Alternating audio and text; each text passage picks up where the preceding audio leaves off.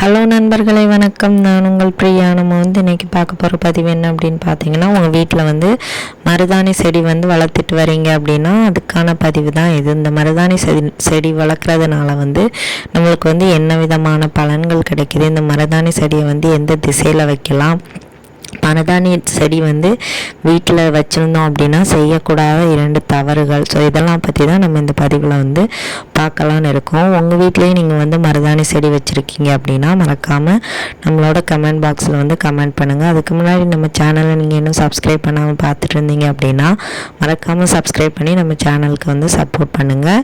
நீங்கள் பண்ணக்கூடிய சப்போர்ட் நம்மளுக்கு அடுத்தடுத்து வீடியோக்கள் போடுறதுக்கு இன்னும் ரொம்பவும் உதவியாக இருக்கும். இப்போ வாங்க நம்ம பதிவுக்குள்ளே போகலாம். ஸோ மருதாணி செடியை எல்லாருக்குமே தெரியும். மகாலட்சுமி தாயார் வாசம் செய்யக்கூடிய செடி தான் இந்த மருதாணி செடி.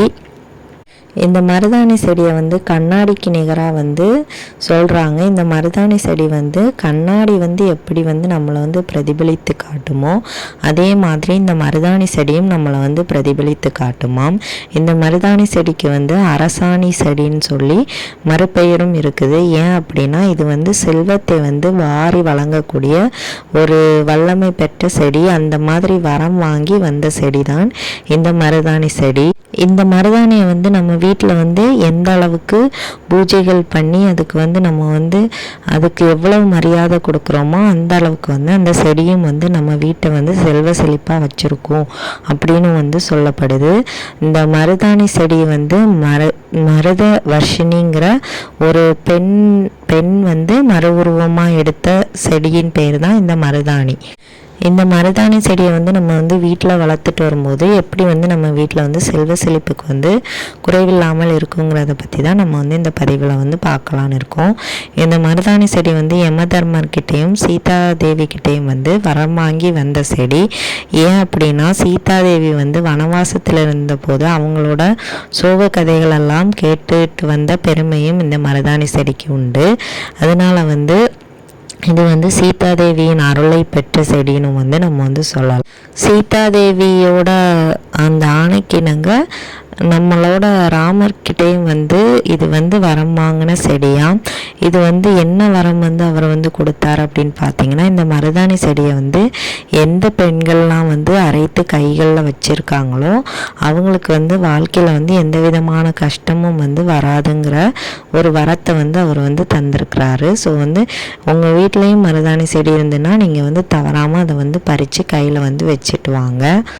அதே மாதிரி முன்னாடியே சொன்ன மாதிரி மருதாணி செடியில் மகாலட்சுமி தாயாரும் வாசம் செய்கிறாங்க அப்படின்னு சொல்லிட்டு வாஸ்து சாஸ்திரங்கள்லாம் சொல்லப்பட்டிருக்கு. ஸோ இந்த மருதாணி செடியை நம்ம முறையாக நம்ம வீட்டில் வச்சு வளர்த்துட்டு வரும்போது அது நல்ல ஒரு செல்வ வளத்தை நம்ம வீட்டுக்கு தருமாம். இந்த மருதாணி செடியை எந்த இடத்துல வைக்கணும் அப்படின்னு பார்த்தீங்கன்னா, வீட்டோட முன்வாசல் பகுதியில் நம்ம இந்த மருதாணி செடியை வச்சுட்டு வரும்போது மகாலட்சுமி தாயாரோட அருள் நம்ம வீட்டுக்கு பரிபூரணமாக கிடைக்கும். அதே மாதிரி நம்ம வீட்டுக்கு எந்த விதமான நேர்மறையான ஆற்றல்களையும் இது உள்ள வரவிடாது. எப்பவுமே எதிர்மறையான ஆற்றல்களை உள்ள வரவிடாது. நேர்மறையான ஆற்றல்கள் நிறைந்து நம்ம வீடு எப்பவுமே ஒரு செல்வ செழிப்போடையும் சந்தோஷமாகவும் இருக்கும். இந்த மருதாணி செடியை நம்ம துளசி செடியை எப்படி வெள்ளியும் செவ்வாயும் பூஜை பண்ணிட்டு வரோமோ அதே மாதிரி இந்த மருதாணி செடியும் மகாலட்சுமி தாயாருக்கு உகந்ததுனால இதுக்கும் ஒரு விளக்கு வைத்து அதில் நல்லெண்ணெயோ நெய்யோ ஊற்றி பஞ்சுத்திரி போட்டு நம்ம செவ்வாயும் வெள்ளியும் விளக்கேற்றிட்டு வந்தோம் அப்படின்னா அதுவும் நம்மளுக்கு பலவிதமான நன்மைகளை தரும் அப்படின்னு சொல்லப்பட்டிருக்கு. ஸோ இந்த மருதாணி செடியை நம்ம எந்த திசையில் வைக்கணும் அப்படின்னு பார்த்தீங்கன்னா, இதை எல்லா திசையிலையுமே வைக்கலாங்க. எந்த திசையில் வச்சாலுமே இது நம்ம வீட்டுக்கு எந்த விதமான பிரச்சனைகளையுமே தராதாம். எந்த திசையில் வச்சாலும் செல்வ செழிப்புக்கு குறைவு இருக்காது அப்படின்னு சொல்லப்படுது.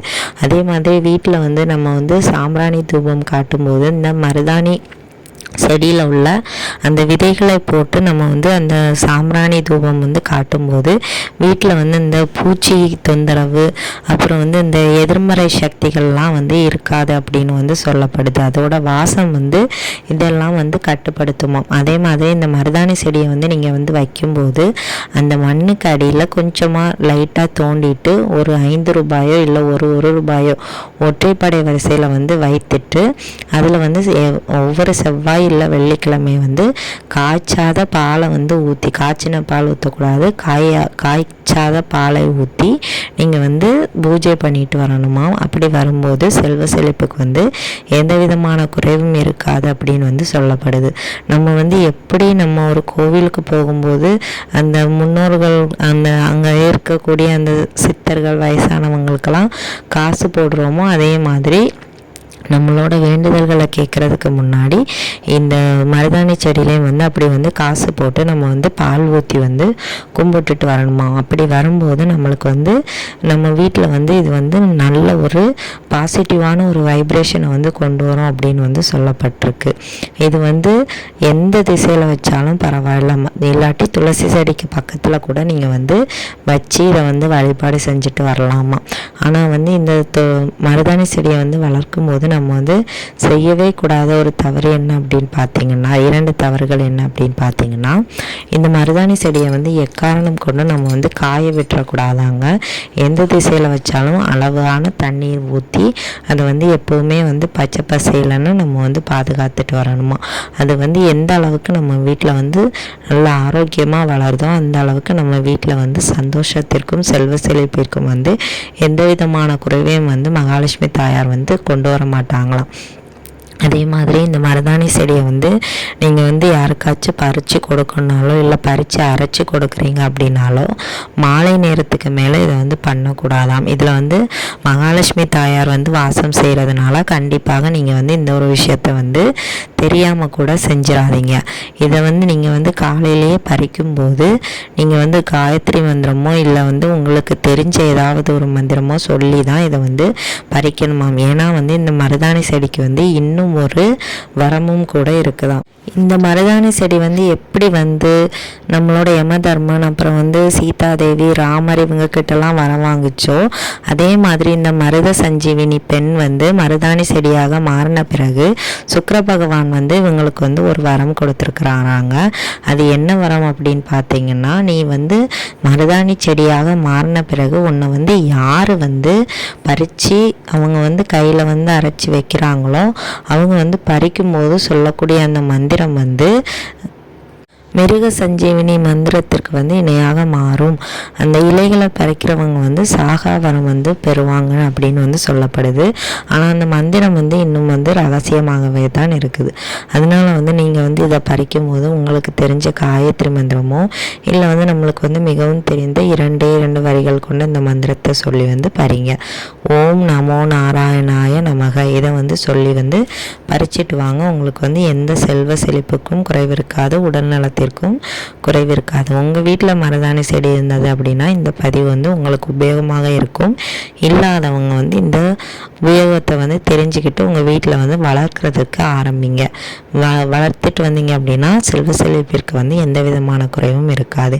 இந்த வீடியோட பதிவு வந்து உங்களுக்கு வந்து உபயோகமாக இருக்குன்னு நினைக்கிறேன்.